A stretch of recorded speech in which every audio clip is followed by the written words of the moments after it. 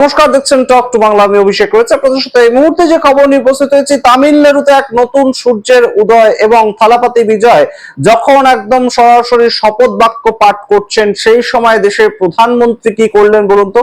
দেশের প্রধানমন্ত্রী বললেন যে পিঠে ছুরি ঢুকিয়ে দিয়েছে, অর্থাৎ পিঠে ছুরি ঢুকিয়ে বিশ্বাসঘাতকতা করেছে। কে করেছে? কংগ্রেস পার্টি করেছে। কেন করলেন এরকম বক্তব্য?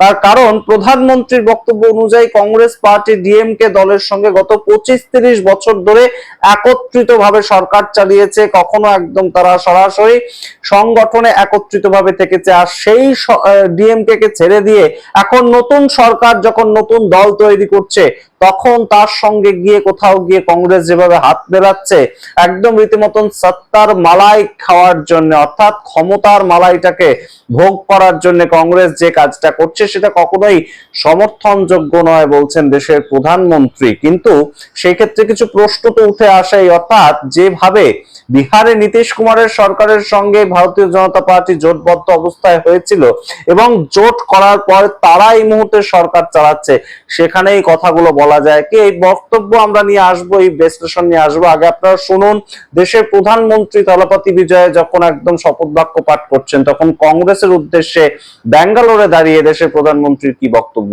আগে শুনুন, তারপর আসছে এই বিস্তারিত ব্যাখ্যায়। 25-30 साल से कांग्रेस का डीएमके के साथ घनिष्ठ संबंध था।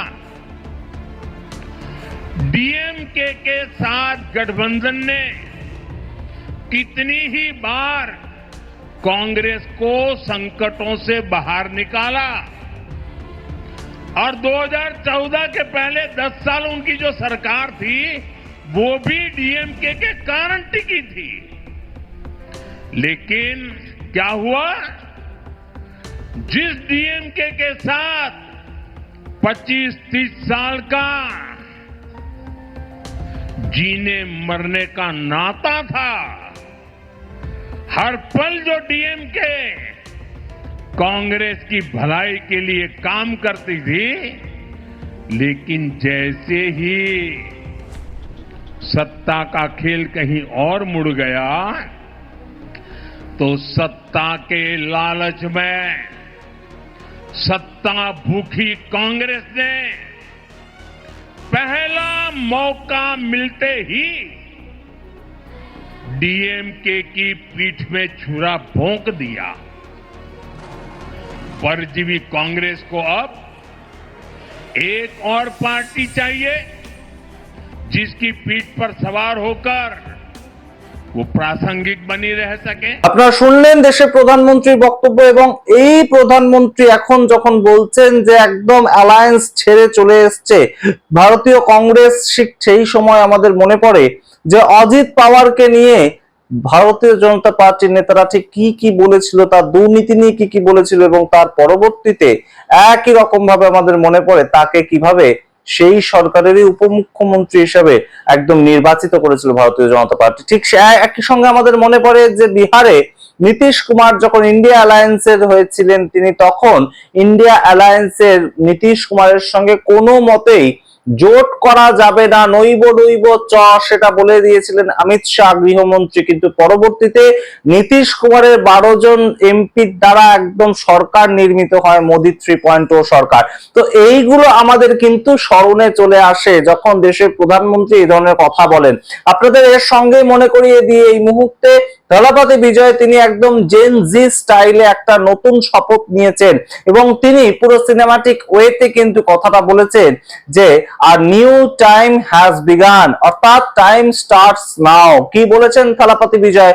তিনি সেকুলার রাজনীতির কথা বলেছেন, তিনি সম্পূর্ণ ন্যায় বিচার পাবে, সামাজিকভাবে ন্যায় বিচার প্রতিষ্ঠিত হবে, সেই কথা বলেছেন। আপনারা শুনুন থালাপতি বিজয়ের বক্তব্য, তারপর আসছে এই বিস্তারিত ব্যাখ্যায়। This is a new beginning.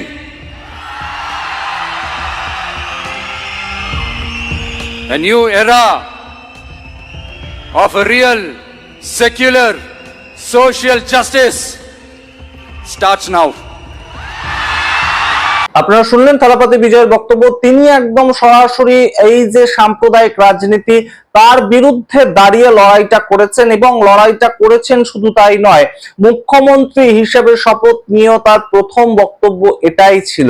কোথাও গিয়ে একদম সরাসরি একটা নতুন গভর্নমেন্ট পরিচালনা করার দায়িত্ব পেয়েছেন তিনি, এবং অবশ্যই সেখানে একটা নতুন বার্তা, নতুন সামাজিক ছবি আঁকতে চাইছেন থালাপতি বিজয়, যেখানে তিনি সম্পূর্ণ আসল সেকুলার রাজনীতি করার বার্তা দিচ্ছেন, যেখানে তিনি তুষ্টিকরণের রাজনীতির কথা বলছেন না, তিনি একদম সরাসরি বলছেন যে এই মুহূর্ত থেকে শুরু হচ্ছে নতুন ধরনের রাজনীতি। কংগ্রেসকে ক্রিটিসাইজ করেছে দেশের প্রধানমন্ত্রী, তখন থালাপতি বিজয়কে তিনি অবশ্যই কংগ্রাচুলেটও করেছেন, যে জোসেফ বিজয়, তাকে অবশ্যই কংগ্রাচুলেশন। নতুন তামিলনাড়ুর যে সরকার তৈরি হলো, তারা একদম সরাসরি ভালোভাবে কেন্দ্রের সঙ্গে সমবন্টনে চলবে, সেটা তারা বলেছে বটে। কিন্তু যে গুরুত্বপূর্ণ জায়গাটা এই মুহূর্তে উঠে আসছে আলোচনার কেন্দ্রবিন্দুতে, যে কংগ্রেস একটা সেকুলার রাজনৈতিক দল, সেই জায়গা থেকেই কিন্তু আবারও উঠে এলো, এবং অবশ্যই গুরুত্বপূর্ণ প্রেক্ষাপট যেটা তৈরি হলো, টিভিকে, তাদেরকে কিন্তু সাধারণ মানুষ বেছে নিল। অর্থাৎ আমাদের দেশের বৈচিত্র্যটা আপনারা বোঝার চেষ্টা করুন। পশ্চিমবঙ্গের মানুষ বেছে নিল কিন্তু সম্পূর্ণ সাম্প্রদায়িক রাজনীতি করা একটা দল বিজেপিকে, তাদের হাতে সরকারি ক্ষমতাটা একদম তুলে দিল, যেখানে তথাকথিত ভাবে কিন্তু মমতা বন্দ্যোপাধ্যায় তিনি সেকুলার রাজনীতির পক্ষেই ছিলেন, অন্তত তিনি তেমন দেখাতেন। আমাদের দেশের যতগুলো রাজনৈতিক দল আছে যারা সেকুলার রাজনীতির পক্ষে কথা বলেন, তারা কিন্তু সাধারণত তুষ্টিকরণের রাজনীতিটা করে। বিভিন্ন জায়গায় এই ধরনের কথা আমরা শুনতে পাই, সেকুলার রাজনীতির কথা, কিন্তু অবশ্যই তার আড়ালে কোথাও গিয়ে মুসলিম তুষ্টিকরণ, সেটাও কিন্তু আমরা দেখতে পাই বিভিন্ন সরকারের দ্বারা। কিন্তু একদম ফ্রেশ একটা থালাপতি বিজয় যে বাতাস নিয়ে আসছেন, সেটা কিন্তু এই মুহূর্তে আমরা দেখবো পরবর্তীতে সেটা কতটা প্র্যাকটিস করেন তিনি। তবে অবশ্যই রাহুল গান্ধীর এই সামগ্রিক সরকার তৈরি নিয়ে যে বেশ খানিকটা প্রভাব ছিল, সেটা কিন্তু আমরা গতকালই দেখতে পেয়েছি। স্টেজের উপর থেকে একদম সরাসরি রাহুল গান্ধী কিন্তু সাহায্য করেছেন থালাপতি বিজয়কে জনসমর্থনের জন্য, এবং তামিলনাড়ু সম্বন্ধে রাহুল গান্ধী একদম সংসদে দাঁড়িয়ে একবার বলেছিলেন যে কোনো মতেই তামিলনাড়ুকে বিজেপি কন্ট্রোল করতে পারবে না। এখনো পর্যন্ত সেই ছবিটাই কিন্তু উঠে এলো। আপনাদের সামনে পুরোটা রাখলাম, আপনারা আপনাদের মতামত অবশ্যই কমেন্ট বক্সে কমেন্ট করুন। দেখতে থাকুন টক টু বাংলা, অবশ্যই টক টু বাংলা ইউটিউব চ্যানেলটিকে সাবস্ক্রাইব করে দিন, এবং অবশ্যই আপনাদের মতামত বলুন। এই মুহূর্তে তামিলনাড়ুতে যে নতুন সরকার তৈরি হলো, সেই সরকার যেভাবে নতুন ভাবে প্রতিষ্ঠিত হলো, একদম একটা নতুন বিকল্প, ডিএমকেও নয়, এআইডিএমকেও নয়, কংগ্রেসও নয়, বিজেপিও নয়, সেই জায়গা থেকে একটা নতুন লোককে সুযোগ দেওয়া, যার কোনো ধরনের কোনো এক্সপিরিয়েন্স নেই, কিন্তু আশা আছে, ভরসা আছে, স্বপ্ন আছে মানুষকে দেখানোর মতন, তাকে যেভাবে একদম মানুষ রাজ্যের মুখ্যমন্ত্রী বানালো, সুপারস্টার হয়ে গেলেন মুখ্যমন্ত্রী, রাজ্য পরিচালনার ভার তাকে দেওয়া হলো, সেটা আপনারা কিভাবে দেখছেন? এবং অবশ্যই তার যে একটা অল্টারনেটিভ মাধ্যম, তার যে একটা বাচন ভঙ্গি, সেটা যে রাজনেতাদের মতন নয়, সেই বিষয়টাই বা আপনাদের কেমন লাগছে অবশ্যই কমেন্ট বক্সে কমেন্ট করতে ভুলবেন না। দেখতে থাকুন টক টু বাংলা, অবশ্যই টক টু বাংলা ইউটিউব চ্যানেলকে সাবস্ক্রাইব করে দিন। ধন্যবাদ।